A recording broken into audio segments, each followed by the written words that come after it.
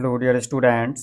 इस वीडियो में हम लोग बिहार बोर्ड वर्ग 8वीं का नई गणित प्रश्नावली 6.1 का प्रश्न संख्या 3 से देखेंगे। इनसे पिछले वीडियो में हमने प्रश्न संख्या 2 तक देख लिया। अगर आप लोग उस वीडियो को नहीं देखें तो इस वीडियो को डिस्क्रिप्शन में उस वीडियो का लिंक मिल जाएगा, वहां से जाकर आप लोग देख सकते हैं। तो चलिए इन प्रश्न संख्या 3 को समझते हैं हम अपने कॉपी में। तो यहाँ पर देखिए प्रश्नावली 6.1 का प्रश्न संख्या 3 में कह रहा है, वह सबसे छोटी संख्या ज्ञात कीजिए जिससे निम्नलिखित संख्याओं को भाग देने पर भागफल एक पूर्ण घन प्राप्त हो जाए। प्रश्नों को समझिए, प्रश्न में क्या कह रहा है। मेन होता है प्रश्नों को समझना। प्रश्न समझिए, कह रहा है वह सबसे छोटी संख्या आप लोगों को ज्ञात करना है जिससे निम्नलिखित संख्या, यानी कि ये जो सभी संख्याएं दी गई है इनको अगर हम भाग देते हैं तो इनका भागफल एक पूर्ण घन प्राप्त हो जाए। प्रश्न संख्या 2 की तरह ही है ये भी, बस अंतर इतना है कि प्रश्न संख्या 2 में था उसमें गुना करना था और इसमें हमें भाग करना है।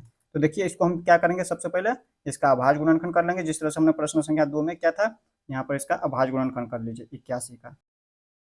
तो यहाँ पर देखिए इसमें लगाएंगे कितना से, देखिए 2 से लगेगा नहीं क्योंकि इकाई अंक देखे तो विषम में एक। यहाँ पे हम लगाएंगे 3 से, 3 से लगाएंगे तो लग जाएगा। तो 3 से लगाएंगे तो कितना, 3 दूनी के 6, 2 बार में 6, इसमें बच जाता है 2 और 1, 2 1 यानी कि 21। तो 3 सत्ते के 21, फिर 3 से हम लगाएंगे तो 3 नब्बे के 27, फिर 3 से लगाएंगे तो 3 तिया के 9, फिर 3 से लगाएंगे तो 3 एका 3। तो यहाँ पर अब इसको लिख देंगे। इसका अभाज्य गुणनखंड 81 का अभाज्य गुणनखंड क्या हो जाता है, 3 जो है 4 बार आता है, ये इसका अभाज्य गुणनखंड हो गया रूप 3 गुने 3। अब देखिए यहाँ पर देखें तो ये 3 के ग्रुप में आ गया, लेकिन ये देखें तो 3 के ग्रुप में नहीं है। पूर्ण घन कब होती है, जब 3 के ग्रुप में संख्याएं होती है। जैसे 3 है तो ये 3 के ग्रुप में है, बट ये भी 3 होना चाहिए ग्रुप में, ये नहीं है। इसका मतलब ये जो संख्या दिया 81 ये पूर्ण घन नहीं है। तो इसे हमें क्या करना है, पूर्ण घन बनाना है। पूर्ण घन बनाने के लिए क्या करना है, देखिए कह रहा है वह सबसे छोटी संख्या ज्ञात करना है जिससे हम भाग दें, जिससे हम क्या करें, भाग दें तो भागफल एक पूर्ण घन प्राप्त हो जाए। तो इसमें हमें देखिए 81 में क्या करना है, 3 से भाग देना है। यही 3 से अगर हम भाग देते ये 3 हट जाएंगे तो यहाँ पर बच जाएंगे यही 3 का ग्रुप। तो यहाँ पर हमें क्या करना है, 81 में 3 से भाग करना है। तो सबसे पहले लिख देंगे इसको जिस तरह से हमने प्रश्न संख्या 2 में लिखा था, इसमें भी लिख देना। चूंकि यहाँ पर देखिए ये 81 का अभाज्य गुणनखंड जो है 3 के ग्रुप में नहीं है, यहाँ पर हम लिख देंगे 81 का अभाज्य गुणनखंड। अभाज्य गुणनखंड में, अभाज्य गुणनखंड में ये जो संख्या 3 दिया हुआ है 3 के समूह में नहीं है, यानी कि 3 के ग्रुप में नहीं है, नहीं है। इसलिए हम लिखेंगे ये जो 81 है ये पूर्ण घन नहीं है। पूर्ण घन कब होता है, जब 3 के ग्रुप में होता है प्रत्येक संख्या। यहाँ पर ये तो ग्रुप में है, ये नहीं है 3 ग्रुप में, इसलिए ये जो 81 दिया हुआ है ये एक पूर्ण घन नहीं है, ये एक पूर्ण घन नहीं है। तो हमें क्या करना है, इससे पूर्ण घन बनाना है। कह रहा है कौन सी सबसे छोटी संख्या से भाग दे कि ये हमारा एक पूर्ण घन प्राप्त हो जाए इसका भागफल। तो देखिए 81 में हमें जो है 3 से भाग देना है। ये 3 जो है एक्स्ट्रा हो जाता है, इन्हें हमें हटाना है। 3 से भाग दे करके हटा देंगे इसमें। यहाँ पर लिख देंगे अतः 81 में 3 से भाग देने पर, 3 से भाग देने पर इसका जो भागफल प्राप्त होगा, जब 81 में 3 से भाग देंगे तो हमें भागफल जो प्राप्त होगा वो हमारा एक पूर्ण घन प्राप्त होगी। तो लिख देंगे भागफल एक पूर्ण घन प्राप्त होगी, पूर्ण घन प्राप्त होगी। इस तरह से आप लोग को लिख देना है। अब इसमें भाग दे करके देख लेना है। देखिए यही इसका उत्तर हो गया है, यही हो गया इसका उत्तर। यहाँ पे मैं कह रहा था कितना से भाग देंगे तो भागफल इसका पूर्ण घन प्राप्त होगा, तो 3 से। ये 3 इसका उत्तर हो गया। तो इसी तरह से ये उत्तर प्राप्त हो चुका है, लेकिन यहाँ पे हमें इसमें भाग दे करके भी दिखाना है। तो यहाँ पर 81 में हम भाग दे करके देख लेते हैं। 81 में जब हम 3 से भाग देंगे तो इस रूप में आ जाएंगे। यहाँ पे ये 3 हट जाएंगे, यहाँ से ये ग्रुप में आ जाएंगे। इसमें भाग दे करके देखिए 81 में भाग दीजिए।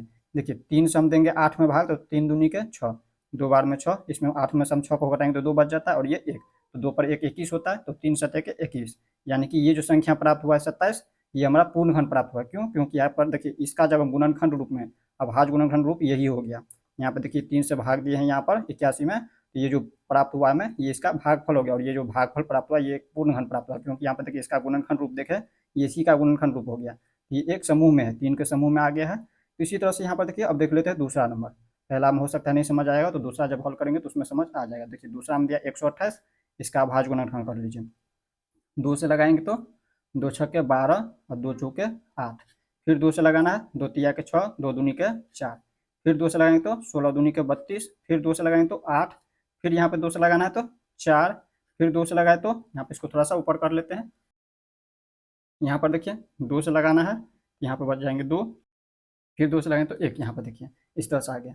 ये अभाज्य गुणनखंड हो गया 128 का। दूसरा नंबर हल कर रहे हैं, यहाँ पर दिया हुआ 128, तो इसका लिख देना है अभाज्य गुणनखंड। 128 का अभाज्य गुणनखंड क्या आता है, कितनी बार 2 है, 1 2 3 4 5 6 7 बार, तो इसको हम लिख देंगे 7 बार। 1 2 3 4 5 6 7। अब देखिए 3 का ग्रुप बनाना है, 3 का समूह बनाना होता है। देखिए 3 का समूह में है, बट ये संख्या देखिए 3 के समूह में नहीं है। देखिए कोई भी संख्या कब पूर्णघन होती है, जब उसका अभाज्य गुणनखंड जो है 3 के समूह में हो जाता है। तो ये हमारा देखिए 3 के समूह में 128 का जो अभाज्य गुणनखंड किया, ये दोनों 3 के समूह में है, बट ये दो 3 के समूह में नहीं है, इसलिए जो 128 दिया हुआ ये हमारा पूर्णघन नहीं है। तो हमें इसे पूर्णघन पहले तो लिख देते हैं एक बार, यहाँ पर लिख देना है, चूंकि 128 का अभाज्य गुणनखंड, 128 का अभाज्य गुणनखंड में 128 का अभाज्य गुणनखंड में ये जो 2 दिया है 3 के समूह में नहीं है, 2 3 के समूह में नहीं है, के समूह में नहीं है,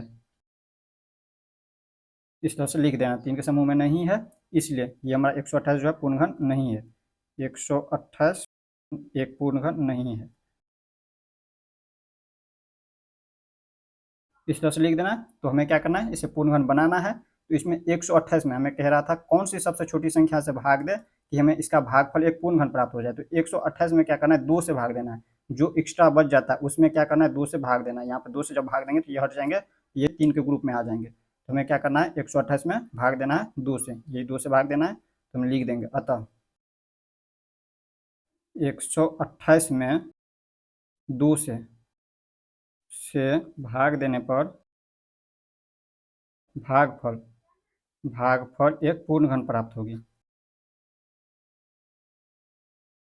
होगी, इस तरह से लिख देना है, होगी या फिर होगा, इस तरह से लिख देना है। अब देखिए हमें यही हो गया इसका उत्तर। यहाँ पे 128 में हमें कह रहा था कौन सी सबसे छोटी संख्या से भाग दे इसका भागफल एक पूर्णघन प्राप्त हो जाए, तो हम 2 से जब 128 में भाग देंगे तो यहाँ पर जो है एक पूर्णघन प्राप्त हो जाएगी। यहाँ पर भाग दे करके देख लीजिए, 128 में भाग देना है 2 से, यहाँ पे ये देखिए इसका गुणनखंड रूप आ जाएंगे। जब भाग दीजिएगा तो वो जो संख्या प्राप्त होगी, यहाँ पे 2 गुने 2 गुने 2 गुने 2 गुने 2 गुने 2, देखिए 3 के समूह में इस तरह से आ जाएंगे। जब इसका भाग दीजिए, यहाँ पर 2 से भाग देंगे 128 में, 2 से हम भाग देंगे 12 में, तो 2 छक्के 12, 6 12 में 12, और यहाँ पर 8 में भाग देंगे 2 से, तो 2 चौके 8। यहाँ पर देखिए ये जो 64 प्राप्त हुआ ये इसका अभाज्य गुणनखंड रूप हो गया। और अभाज्य गुणनखंड रूप में देखिए ये हमारा 3 के समूह में है, यानी कि त्रिक में है, तो ये हमारा जो है 64 प्राप्त हुआ भागफल इसका, ये एक पूर्णघन प्राप्त हो गया। और इसमें हम कितना से भाग दिए तो पूर्णघन प्राप्त हुआ, 128 में 2 से भाग दिए तब जाकर के हमें पूर्णघन प्राप्त हुआ, तो यही हो गया इसका उत्तर। अब इसी तरह से हम क्या करेंगे, तीसरा को देखेंगे। तीसरा दिया हुआ 135, यहाँ पर लिख देंगे 135 और इसका अभाज्य गुणनखंड कर लेंगे। कितना से लगाएंगे, तो देखिए इसमें हम जो है 3 से लगाएंगे, 2 से लगेगा नहीं, विषम संख्या है इकाई अंक में, तो यहाँ पर 3 से लगाएंगे तो 3 चौके 12, यहाँ पर 12, तो 13 में से 12 को घटाएंगे तो 1, और ये 5, यहाँ पर 15, तो 3 पंचे के 15, 5 बार में। अब इसके बाद देखिए यहाँ पर 3 से लगाएंगे तो 45, तो यहाँ पर 15 तिया के 45, 15 बार में। फिर 3 से लगाए तो 3 पंचे के 15, फिर 5 से लगाए तो 1, यहाँ पर लिख देंगे तीसरा नंबर में दिया हुआ 135, 135 का अभाज्य गुणनखंड। 135 का अभाज्य गुणनखंड देखिए 3 जो है 3 बार है, 3 गुने 3 गुने 3, इसको ऊपर कर लेते हैं थोड़ा सा, यहाँ पर लिखेंगे 3 गुने 3 गुने 3 गुने 5। अब देखिए 135 का अभाज्य गुणनखंड की है, तो ये 3 जो है 3 के समूह में है, बट ये 5 जो है 3 के समूह में नहीं है, तो हमें क्या करना है, इस 5 को हटाना है। यहाँ पर हम देखिए इसको हल करेंगे। अब यहाँ पर लिखेंगे चूंकि 135 का अभाज्य गुणनखंड, 135 का अभाज्य गुणनखंड में ये जो 5 संख्या दिया 3 के समूह में नहीं है, 5 3 के समूह में नहीं है,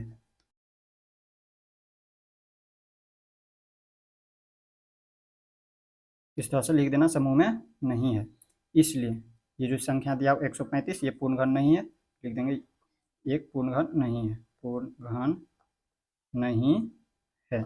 इस तरह से क्या करना है, लिख देना है। तो हमें क्या करना है, इसे पूर्णघन बनाना है। कह रहा है कौन सी छोटी संख्या से भाग दे जिससे ये जो संख्या है ये एक पूर्णघन प्राप्त हो जाए इसका भागफल। तो यहाँ पर हमें 5 से भाग देना है। 5 से जब 135 में भाग देंगे तो इसका भागफल जो एक पूर्णघन प्राप्त होगा उसका गुणनखंड रूप ये हो जाएंगे, 3 गुने 3 गुने 3। यहाँ पर देख लीजिए भाग दे करके 135 में भाग देंगे कितना से, 5 से भाग देने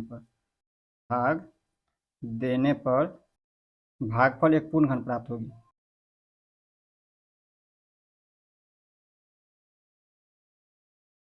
होगी इस तरह से लिख देना है। अब देख लीजिए इसमें भाग दे करके 135 में जब हम देंगे भाग 5 से तो यही गुणनखंड रूप में आ जाएंगे इस तरह से 3 × 3 × 3 भाग दे करके देख लीजिए 5 से हम देंगे 13 में भाग तो 5 दूनी के 10 2 बार में 10 और इसके बाद देखिए 13 में से हम 10 को घटाएंगे तो 2 5 25 यानी कि 25 ये 25 सॉरी यहाँ पर देखिए गलती किया हमने 5 दूनी के 10 और इसमें हो जाता है 3 और 3 5 35 यानी कि 5 7 के 35 यहाँ पर 7 हो जाता है। यहाँ पर हमने गलती किया था 7 बार में होगा। इसी तरह से तीसरा और चौथा को वीडियो को स्किप करके बना लेते हैं नहीं तो वीडियो बहुत लंबा हो जाएगा और इसके बाद आप लोगों को हम समझा देंगे।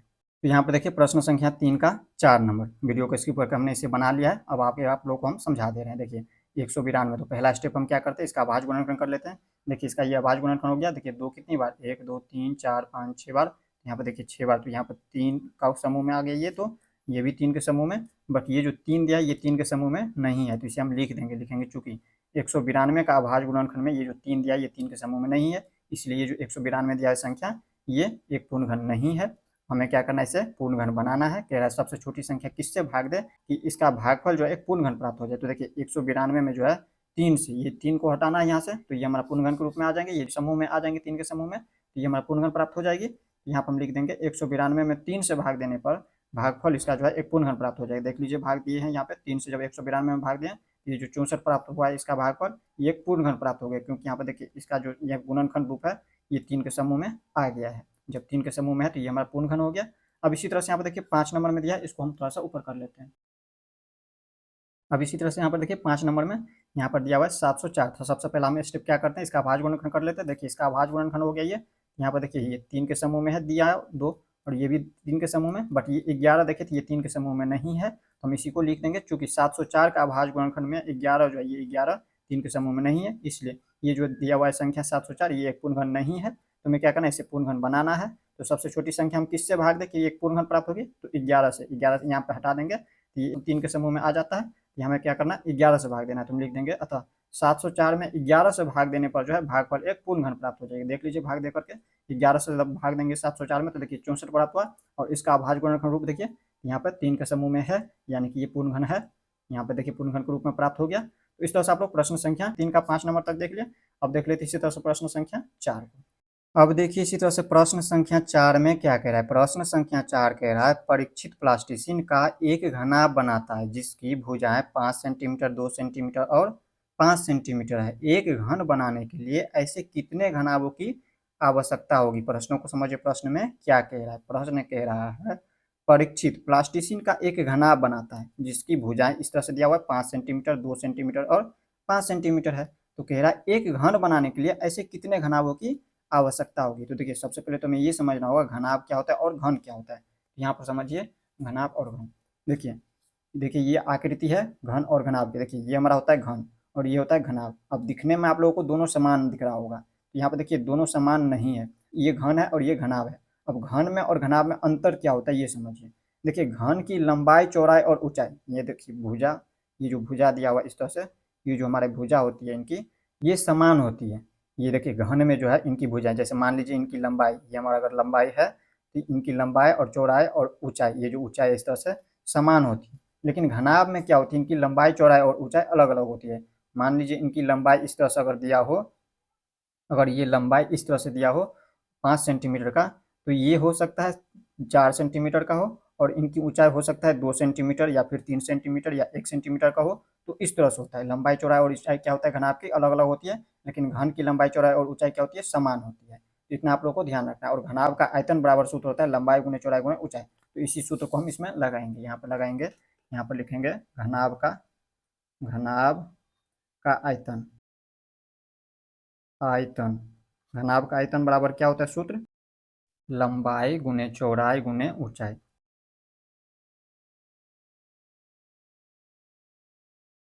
इस तरह से लिख देना लंबाई गुने चौड़ाई गुने ऊंचाई। देखिए ये हो गया लंबाई ये हो गया चौड़ाई और ये हो गया ऊंचाई। इस तरह से लिख देना आप लोगों को। तो यहाँ पर लिखेंगे लंबाई की जगह पर 5 सेंटीमीटर है लिख दीजिए 5 गुने 2 सेंटीमीटर 2 लिख दीजिए और चौड़ाई दिया है 5 सेंटीमीटर 5 लिख दीजिए।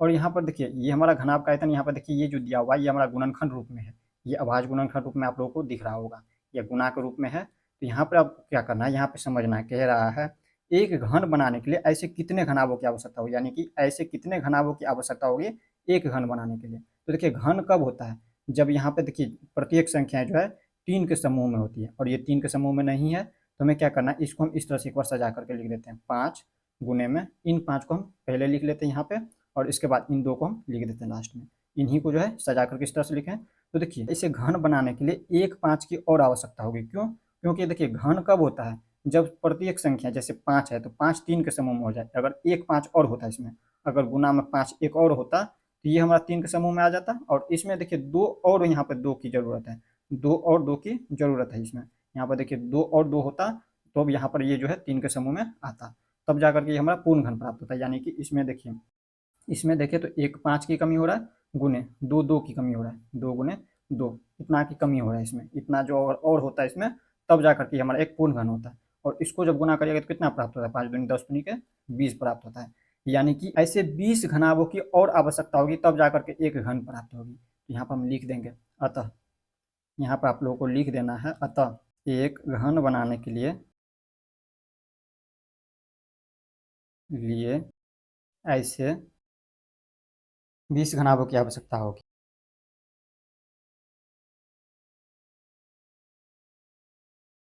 सॉरी, घनाभों की आवश्यकता होगी, 20 घनाभों की आवश्यकता होगी होगी इस तरह से आप लोग को लिखना है एक घन बनाने के लिए ऐसे कितने घनाभों की आवश्यकता होगी, 20 घनाभों की आवश्यकता होगी।